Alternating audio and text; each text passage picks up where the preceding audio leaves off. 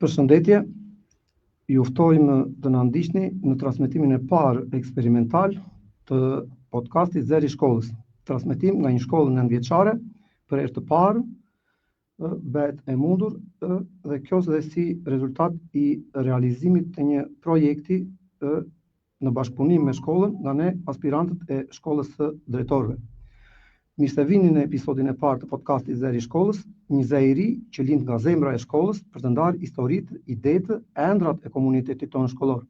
Unë jam Artur Mano dhe sot ju ftoj të bëheni pjesë e këtij udhëtimi të ri audio që do të sjellë në vëmendje atë çka ndodh brenda dhe jashtë mureve të shkollës Tavris Themeli. Ky projekt lindi nga dëshira për të pasur një hapësirë komunikimi të hapur, krijuese dhe bashkëkohore, një vend ku zërat e nxënësve, mësuesve dhe prindërve dëgjohen dhe vlerësohen. Po kush shihet pas këtij projekti dhe pse është kaq i rëndësishëm? Zeri i shkollës, një hapësirë zeri, reflektimi dhe bashkëpunimi, ku çdo fjalë lind nga përkushtimi ndaj dijes dhe dashurisë për fëmijët tanë. Sot nuk flasim thjesht për një projekt, flasim për një vizion ku shkolla nuk është një ndërtesë, por një urë që na lidh të gjithëve, fëmijë, prindër, mësues, qytetar, në një përpjekje të përbashkët për të ndërtuar një të ardhme më të mirë. Presidenti Bill Clinton ka thënë: "Nuk ka burim më të madh fuqie për një shoqëri se sa edukimi, sepse është përmes tij që ne i formosojmë qytetarët tanë që një ditë do të drejtojnë botën." Dhe është e vërtetë, çdo fjalë e shqiptuar në këtë mikrofon, çdo histori e treguar nga një fëmijë, çdo mendim i ndarë nga një mësues, është një thërmie asaj fuqie, e asaj fuqie që na bashkon si komunitet. Ronald Reagan, në një nga fjalimet e tij më të fuqishme, na kujtonte: "E ardhmja nuk është një vend ku po shkojmë, është një vend që po e krijojmë. Rrugët drejt saj nuk janë të gjetura, por të ndërtuara. Dhe akti i ndërtimit, vetë ndërtimi, ndryshon edhe ndërtuesin." Zeri i shkollës është një akt ndërtimi, është një mikrofon i hapur për nxënësit tanë, për ëndrat e tyre, për pyetjet që i mundojnë, për krijimtarinë që duam të ndajmë, është një thirrje ndaj prindërve: "E jani më afër, dëgjoni, bashkëbisedoni, jepni dorën tuaj." Sepse, siç thoshte presidenti Clinton, ne nuk mund të presim që çdo ndryshim të vijë nga sipër. Ndryshimi fillon me ne, me komunitetin tonë, me mënyrën se si flasim, me fëmijët tanë dhe si bashkëpunojnë me ata që i edukojnë. Në këtë podcast, shkolla nuk flet vetëm për vete, ajo flet për ju dhe me ju. Kështu, le të bëjmë një marrëveshje të eshtur. Mos prisni çfarë do të bëj shkolla për fëmijën tuaj, që gjithsesi do ta bëjmë të mirën, por pyesni veten, çfarë mund të bëj unë që fëmia im të vijë në shkollë i përgatitur për të ngritur krenarinë tonë të përbashkët. Çfarë kontributi modest mund të jap që shkolla të jetë vendi më i mirë për te? Kjo është ftesa jonë. Ky është zeri i shkollës. E jani ta dëgjojmë dhe të bëjmë bashkë më të fortë. Të dashur prindër, të nderuar mësues, kolegë, mikesha dhe miq të shkollës Tavris Themeli. Sot nuk flas vetëm si moderator i podcastit tonë shkollor, por si zeri i një thirrje të thellë dhe të ndeshme, një thirrje për bashkëpunim, për mbështetje dhe mbi të gjitha për vlera. Në vitin 1961, presidenti John Kennedy u shpreh: "Mos pyet çfarë mund të bëj vendi yt për ty, pyet çfarë mund të bësh ti për vendin tënd." Sot unë dua t'u kthej këtë pyetje me po atë shpirt. Mos pyesni dhe mos kërkoni çfarë mund të bëj shkolla për fëmijën tuaj, sepse ajo do ta bëjë detyrën e saj. Pyeteni veten çfarë mund të bëni ju, qoftë edhe me kontribute modeste, që kjo shkollë të jetë vendi më i mirë i mundshëm për fëmijën tuaj. Shkolla çdo ditë përpiqet të ndriçojë rrugën e dijes, karakterit dhe shpresës, por nuk është një ishull. Nuk mund ta bëjmë këtë rrugë të bukur dhe të vështirë vetëm si mësues. Na duhet bashkëpunimi juaj, na duhet mirëkuptimi juaj, na duhet mbështetja juaj, qoftë me një fjalë të mirë, me praninë në aktivitete, me shembuj të fortë qytetarie dhe mbi të gjitha me përfshirjen tuaj aktive në jetën e fëmijës tuaj. Psikologu i njohur Erik Erikson na shkruante: "Fëmijët nuk rriten, ata zhvillohen në ndërveprim me botën që i rrethon, dhe cilësisht bota më e afërt për fëmijët jeni ju, prindër, familje, mësues dhe komunitet." Shumë studime bashkëkohore e theksojnë këtë. Kur prindër dhe mësues bashkëpunojnë, rezultatet akademike rriten, ndërkohë që fëmijët ndihen më të sigurt dhe më të motivuar. Si thot John Hattie, studiuesi mirënjohur i arsimit, ndikimi më i madh në suksesin e nxënësve nuk është vetëm simdhënia, por besimi dhe bashkëpunimi mes familjes dhe shkollës. Prindër të dashur, fëmijët tuaj nuk janë thjesht emra në regjistër, janë qenie të ndjeshme, janë një potencial, janë pasqyrimi i dashurisë dhe mundit tuaj. Dhe ne si shkollë duam që ky potencial të lulëzojë, por kjo nuk vjen pa durim, pa komunikim dhe pa bashkëveprim. Ronald Reagan në një fjalim historik tha: "Vlerat fillojnë në familje." Kjo është e vërtetë, por ato vazhdojnë në shkollë, rriten në bashkëbisedim, nguliten në përvojë dhe lulëzojnë kur prindër mësues janë krah për krah. Kur fëmijët tanë dëgjojnë të njëjtët mesazhe nga familja dhe nga shkolla, ata bëhen më të fortë, më të sigurt dhe më të ndërgjegjshëm. Kur ne ndajmë të njëjtat vlera, respektin, mirëkuptimin, dialogun dhe përkushtimin ndaj dijes, ne krijojmë jo thjesht nxënës të mirë, por qytetar më të denj. Dhe këtu më vjen në mendje fjalët e Nelson Mandelës, të cilat nuk duhet të harrojmë. Edukimi është arma më e fuqishme që mund të përdorim për të ndryshuar botën. Por kjo armë funksionon kur ushtohet me përgjegjësi, bashkëpunim dhe dashuri. Nuk na duhen prindër të përsosur, na duhen prindër të përkushtuar, nuk na duhen komunitete të pasura, na duhen komunitete të ndërgjegjshme. Ne ju ftojmë të jeni pjesë e shkollës, të merrni pjesë në tryeza trumbullakta, në aktivitete pyetësor dhe bashkëbisedime, të sillni shqetësimet tuaja me dashamirësi, të ndani det tuaja me kurajo, të mbani gjallë urën mes familjes dhe shkollës. Fjalët e psikologes Carol Dweck janë ndoshta më kurrë se aktuale. Zhvillimi nuk është një vije drejtë, por një proces që lulëzon në besim dhe mbështetje. Le ta mbështesim zhvillimin e fëmijëve tanë me gjithçka që kemi. Le ta bëjmë shkollën një fole vlerash. Le ta bëjmë komunitetin një dorë që mban fort shkollën. Të dashur prindër, të nderuar dëgjues.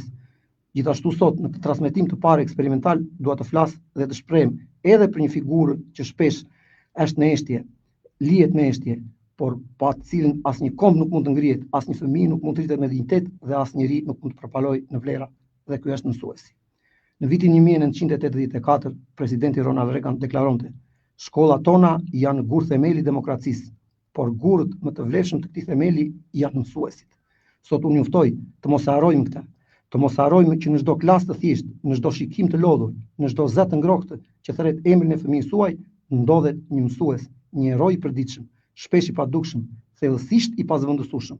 Presidenti Kennedy tha dikur: "Një komb që vlerëson mësimin duhet të vlerësojë mësuesit." Mësuesit tanë janë shumë më tepër se ndarës të dijes. Ata janë ndërtues karakteresh, kultivues ëndrash, udhërfyes në këtë kohë pasigurie. Janë të vetmit profesionistë që ndikojnë drejt për së drejti në çdo profesion tjetër.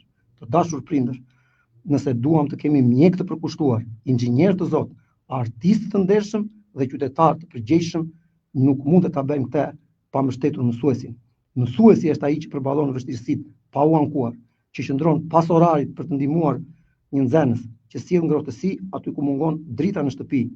Siç thotë pedagogja Rita Peterson, fëmijët nuk mësojnë nga njerëzit që nuk i pëlqejnë. Ata mësojnë nga ata që i besojnë, që i frymëzojnë dhe që i vlerësojnë. Dhe ky është mësuesi. Mësuesi nuk është thjesht punonjës i arsimit. Mësuesi është kultivuesi të ardhmes, por nuk mund të mbajë këtë parë i vetëm. Ai ka nevojë për ju prindër, nderuar.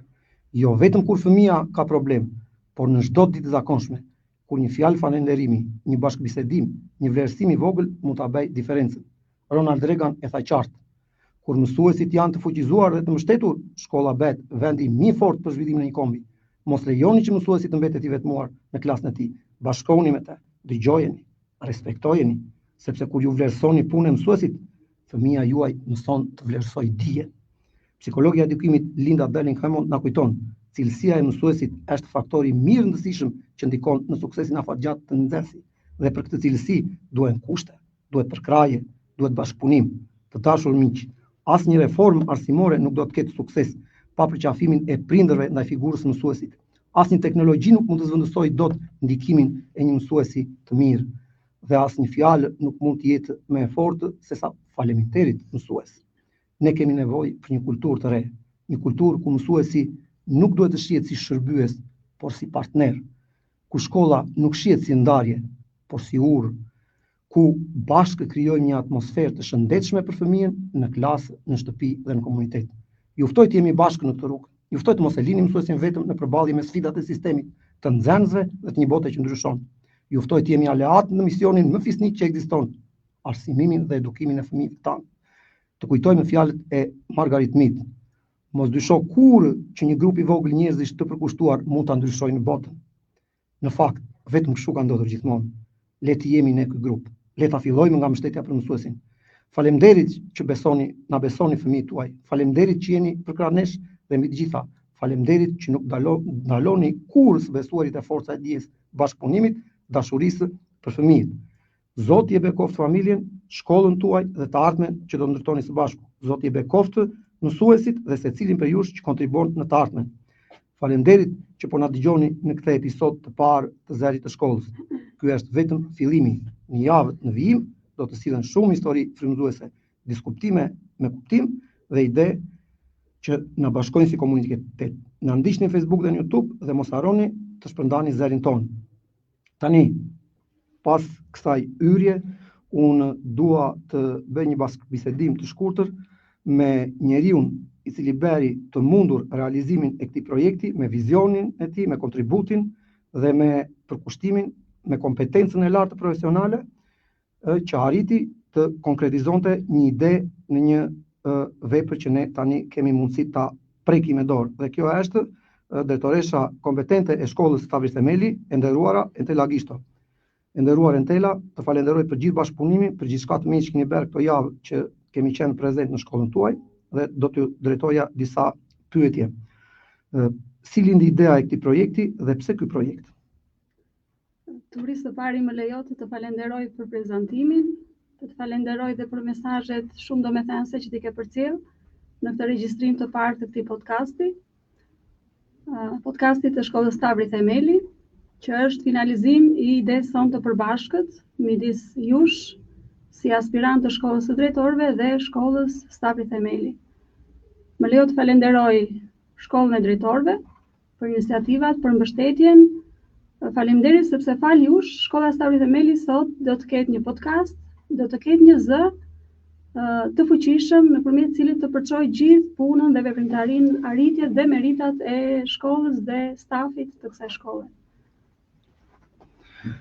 Si mendoni se do të realizohet përmirësimi i aftësive komunikuese të nxënësve përmes kësaj platforme?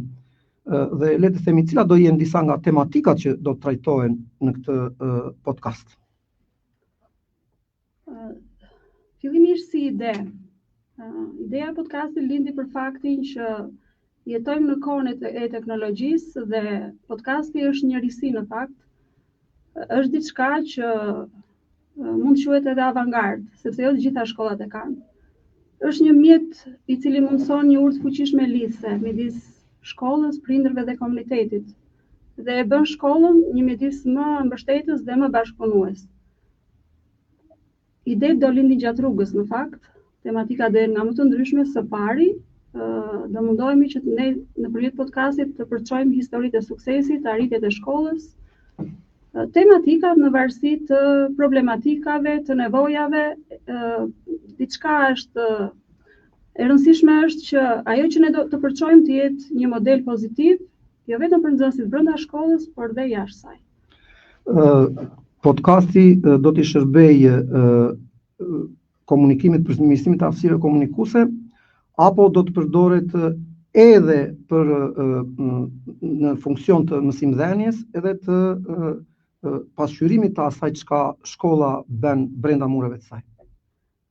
Ne sot kemi arritur diçka që do të shërbejë në fakt edhe përmirësimit të cilësisë së mësimdhënies, por edhe aftësive komunikative të nxënësve.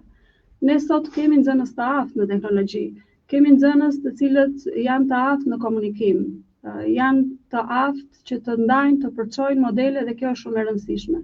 Pra, podcasti do të shërbejë të dyja këtyre. Një nga objektivat e podcastit, kësaj platforme të re që po krijohet, është dhe përmirësimi i lidhjeve me komunitetin. Si mendoni që të përmirësoni lidhjet me komunitetin përmes kësaj platforme dhe si mendoni të bëheni ajo ura lidhse mes shkollës dhe komunitetit? E para, podcasti, duke qenë zëri i shkollës, do na jap mundësinë që ne të ndajmë gjithë veprimtarinë tonë shkollore. Së dyti, tematika do jenë të tilla që parashikojnë edhe praninë ose ftesën e ndoshta të shkrimtarëve, të poetëve, korçar, të specialistëve në fusha të ndryshme të komunitetit, por jo vetëm.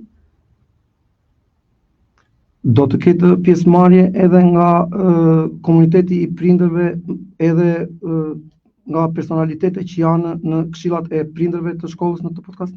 Po patjetër, prindrit janë pjesë e pandare e shkollës. Është njëri nga nyjet e trekëndshëm. Kështu që nuk ka se si të jetë ndryshe. Duke qenë dhe shkollë komunitare, ne gjithmonë kemi prioritet përfshirjen dhe praninë e prindërve në jetën shkollore. Jo vetëm në aktivitete dhe veprimtari, por dhe në vendimarrje.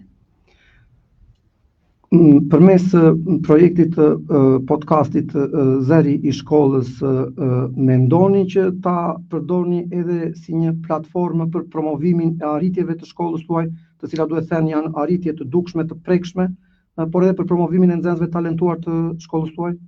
Po patjetër, thash, sot teknologjia ka ecur me hapa galopant, edhe të shpejt, ka forma të ndryshme të përçuarit të aktivitetit të shkollës të veprimtarive, por podcasti do jetë një mjet i shtuar që ne të ndajmë përvoja dhe çdo gjë tjetër që ja vlen të ndahet apo që është pozitive dhe që i shërben edhe edukimit të brezave të rinj. Cila ishte risia ose cila ishte e veçanta gjatë këtij projekti, gjatë thurisë së tij edhe gjatë realizimit? Së pari ndihemi të privilegjuar që edhe fal jush dhe fal shkollës së drejtorëve na arritëm që të mundësojmë një podcast, funksionimin e një podcasti në shkollë, gjë që jo të gjitha shkollat nëntëvjeçare e kanë. Së dyti, ky podcast ne jemi dëshmitar të punës së palodhur që është bërë, të angazhimit të jo vetëm tuajit, por edhe të stafit, të mësuesve, të nxënësve. Dhe me këtë rast dua të falenderoj juve së pari, mësuesit mbështetës në ngritjen e podcastit, nxënësit e shkollës, por jo vetëm dhe prindrit, të cilët kanë asistuar dhe kanë mbështetur dhe kanë mundësuar realizimin e këtij podcasti.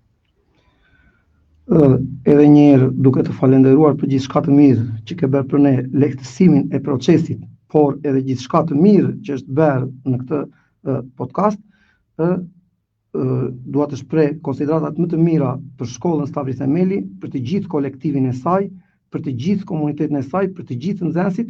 Ju falenderojmë për gjithçka të mirë që kemi parë, që kemi bashkë biseduar dhe që kemi diskutuar këto javë, dhe shihemi së shpejti në transmetime të cilat tani shpresoj t'i bëni ju me moderatorët tuaj, pasi ne besoj se procesin dhe atë pavarësisht se do ta mbyllim këtë, por nuk do largohemi sepse shoqëritë mbeten dhe veprat e mira mbeten.